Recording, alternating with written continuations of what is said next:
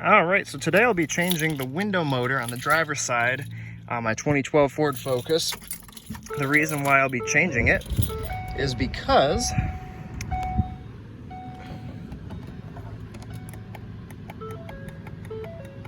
the window will not roll down. Now I'm pretty sure it's the window motor, because every time I press the button, if I press the auto feature where I press it all the way down, I can hear the relay clicking. So I know it's getting power to the switch, and I know that the relay is working too. And if I roll down the passenger window, it works fine. So I think the driver window motor just died, and we're gonna go ahead and replace it. All right, so first of all, to get the door panel off, you're gonna wanna use, carefully, a flathead screwdriver to remove this little reflector piece here. Right here. Get in there, and it pops right out and exposes a little torque screw inside. Additionally, there's another little piece here on the corner of the door. We're gonna go ahead and pop that one out too. Stick the screwdriver in, and there we go. Pops right out. And there's your other screw. Inside the door handle, there's a little circle. You're gonna need to pop that out with a screwdriver as well. I might need a smaller screwdriver than this, and I will expose yet another screw behind that panel.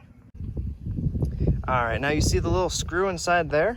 If you look at this little plug that was covering it, there's one little peg that's longer than the other two.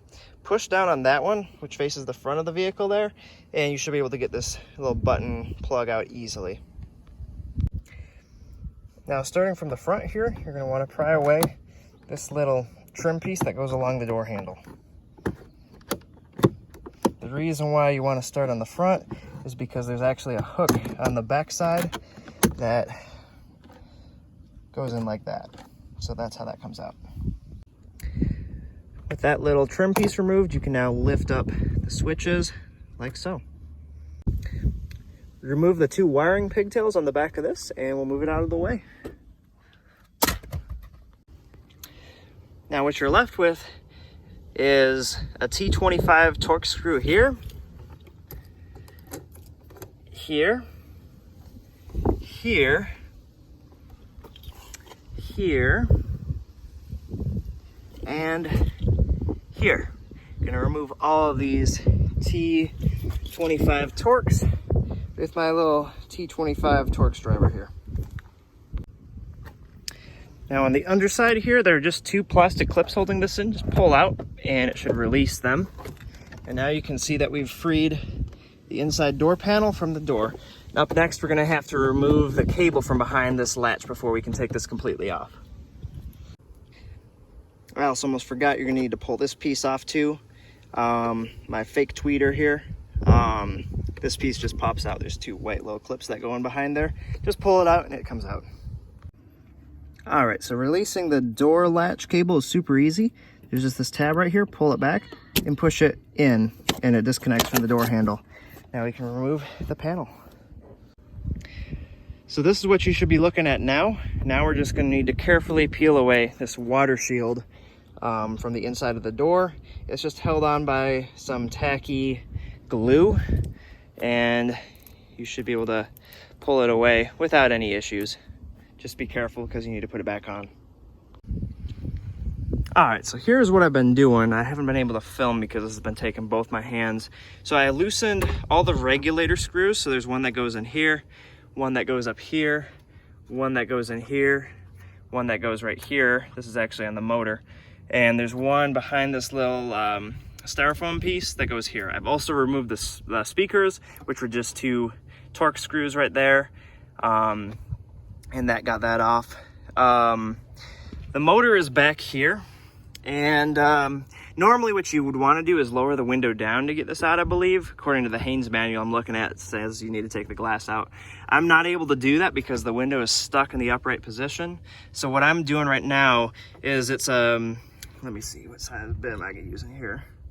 Okay, it's a T30. I got a T30 with the little vice grips, and I'm going back behind this motor and loosening up the screws that are holding it in. There are 3 screws, as you can see on the new motor.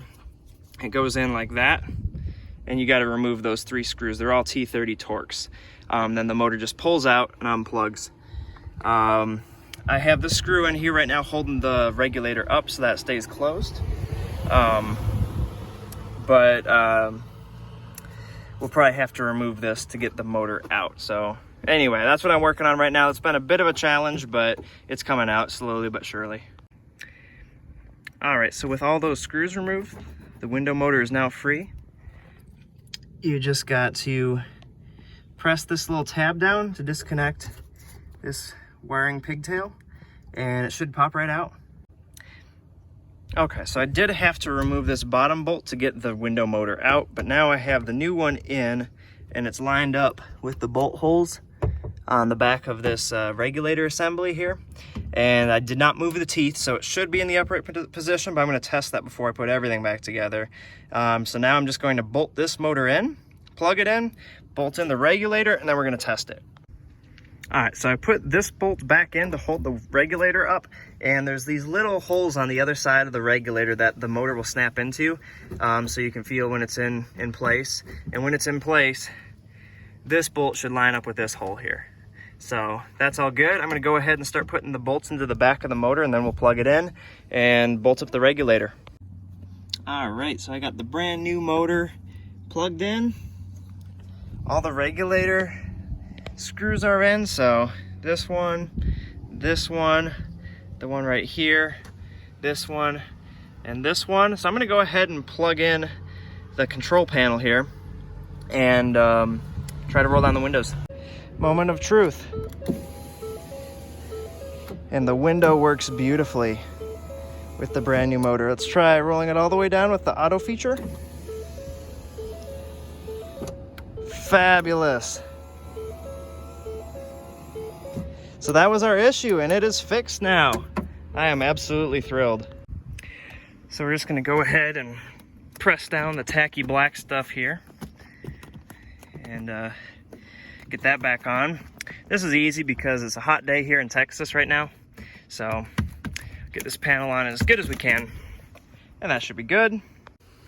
Go ahead, stick the speaker back in its hole and plug it in like so. And then we're gonna put the 3 screws around the speaker that hold it in back into place. We're gonna go ahead and take this door clip and clip it back onto the handle. It goes on the same way it comes off. You just stick it in, let the little cable latch over the handle piece, and it'll snap into place. I'm gonna need to use 2 hands for this. Clicks into place just like this.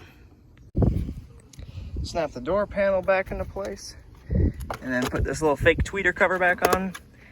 Just clicks in like that. Perfect. Man, it's warm in here. Let me just... So nice.